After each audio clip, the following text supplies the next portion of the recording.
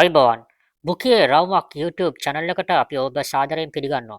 මේ channel එකේ අපි කරන්නේ බුකියේ තියෙන අලුත්ම විස්තර තොරතුරු ඔබ වෙත ගෙන එන එක. එහෙනම් අපි මුලින්ම බලමු අද මොකක්ද බුකියේ විස්තරය කියලා. මුලින්ම මෙන්න අපිට තියෙනවා තොරතුරක්. චන්දු බණ්ඩාර කියනවා මහින්ද මාත්‍යාගේ සල්ලි ලාල්කාන්ත සහෝදරයා ළඟ තියෙනවා වෙන්න බැරිද කියලා. ඔයගොල්ලෝ දන්නවා මේ ලාල්කාන්තගේ වත්කම් දැන් එළි වෙලා තියෙනවා. ඔහුගේ කෝටි ගාණක් වටිනා වත්කම්. මොහු මේ කියන්නේ සමහර විට මහින්දගේ සල්ලිත් ලාල්කාන්ත ළඟද දන්නේ නැහැ කියලා. ඒ කියන්නේ චන්දු.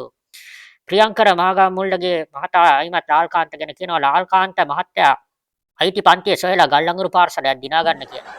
දැන් මේ වැඩ මොන පන්තියේද? නිර්ධනද ධනපතිද කියන ප්‍රශ්නය මතුවලා තියෙනවා ලාල්කාන්ත මහතාගේ වත්කම් එළවීමත් සමගම. මේ ඔහුගේ ප්‍රකාශය. ඉතින් ඔයගොල්ලෝ හිතන්නේ මොකද්ද ලාල්කාන්ත මහතාගේ පන්තිය? ඒ වගේම මෙන්න මංජුල වරණපාල කියනවා කමින් සූන් චන්දන කත්‍රිආච්චි වෙනුවෙන් මම ඉදිරිපත් වෙනවා කියලා මේ උදය ගම්පන්පිල මහතාගේ කාටුනයක් දාලා. ඔයගොල්ලෝ දන්නවා ඇති ගම්පන්පිල විපක්ෂයේ മന്ത്രിවරුන්ගේ හිටපු SLPP පොහොට්ටුවේ മന്ത്രിවරු කවුරු හරි ඇතුළට ගියොත් ඔහු නොමිලේ නීති උපදෙස් ලබා ගන්න ඉදිරියට එනවා. දැන් පොහොට්ටුවේ චන්දන කත්‍රිආරච්චි ඇතුලේ. ඒ නිසා කියනවා මෙන්න ගම්මන්පිල ඉදිරිපත් වෙනවා කියලා දාලා තියෙනවා මංජුල.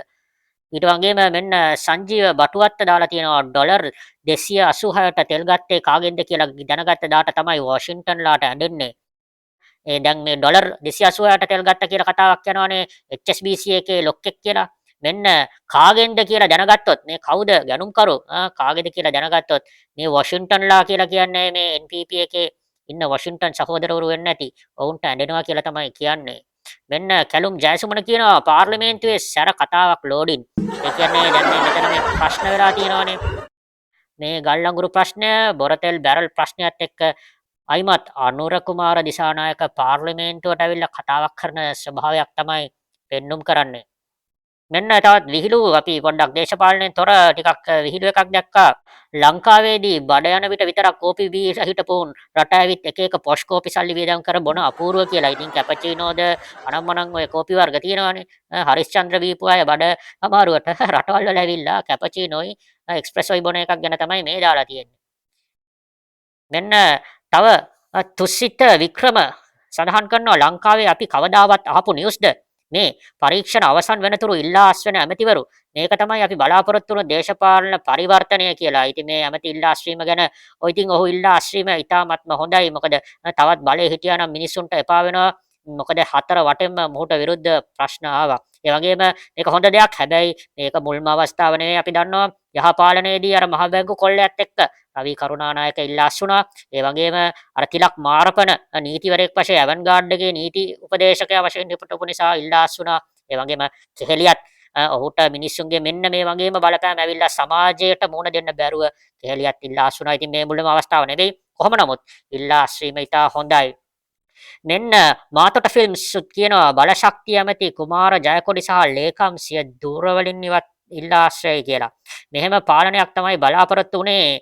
අපි බලාපොරොත්තු වුණේ කියලා NPP පාක්ෂිකයන්ට මේක ඉතින් හොඳ දෙයක්. ඔවුන් හිතන්නේ මෙහෙම විනිවිද භාවයකින් අස්වෙන එක හොඳයි කියලා. හැබැයි ටිකක් ප්‍රමාද වුණාදෝ කියලා හිතෙනවා. මේක ඉතින් අර ඉස්සල්ලා කිව්වා වගේ මුලින්ම කරන්න තිබ්බ දෙයක් මේ කට්ටිය. මොකද මීට ඉස්සල්ලා රජවල් වලත් මේ වගේ දූෂණ වලට සම්බන්ධ පුද්ගලයන් ඉල්ලා අස්සලා තියෙනවා. ඊට පස්සේ මෙන්න රංජිත් කීර්ති තෙන්නකෝන් කියන ලේකම් උදයංග හේමපාලට අත් වූ ඉරණම සියලු රාජ්‍ය සේවකයන්ට සත්‍ය දැකීමට කමටහන් වේවා කිව්වා වගේ ජනාධිපති ධම්මික බේරුණා කියලා අර හඬපටයක් ලීක් වුණානේ ධම්මිකවයි ජනාධිපතිවයි බේරනවා කියලා. අන්න ඒක සම්බන්ධව දාලා තියෙන්නේ. අන්තිමට බිලිගියේ මේ ලේකම්ලා කියලා. ඒ නිසා රජයේ ලේකම්ලට මේ සත්‍ය දැක ගැනීමට හැකි වේවා කියලා තමයි කියන්නේ. ජනාධිපති ධම්මික නම් බේරුණා කියලා අර ටෙන්ඩර් හුට පටයක හඬපටයක් ලීක් වෙච්ච එක ගැන තමයි මෙන්න මේ මෙතන කියන්නේ.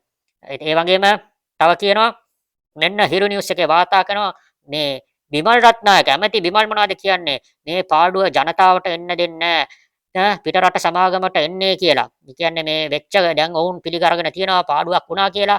මේක ජනතාවට දෙන්නේ නැහැ කියලා. ඉතින් පිටරට සමාගමට එන්න කියන එකම මොහු මට මතකයි. ඊට ඉස්සෙල්ලා කිව්වා මුළු බරම පිටරට සමාගමට දෙන්න බෑ. ඔවුන් බල්ක් කළොත් උනොත් අපි ලොකු ප්‍රශ්නක කියලා. ඒ වගේම ඔවුන් මේ මුළු පාඩුවම ගෙවන්න බැඳිලා නැහැ. ඉතින් මේක අපි බලන් ඉමු. ඒ කියන්නේ ඉදිරියේදී මේ තෙල් මිල වැඩි නොවිය යුතුයි. ඉතින් ඔය බිමල් කියන විදියට එසේ වෙයි කියලා හිතමු. මෙන්න තව සටහනක් සමාජ මාධ්‍යයේ ලියපු කෙනා නෑ මේක කමෙන්ට් තීරුවක තමයි දැක්කේ.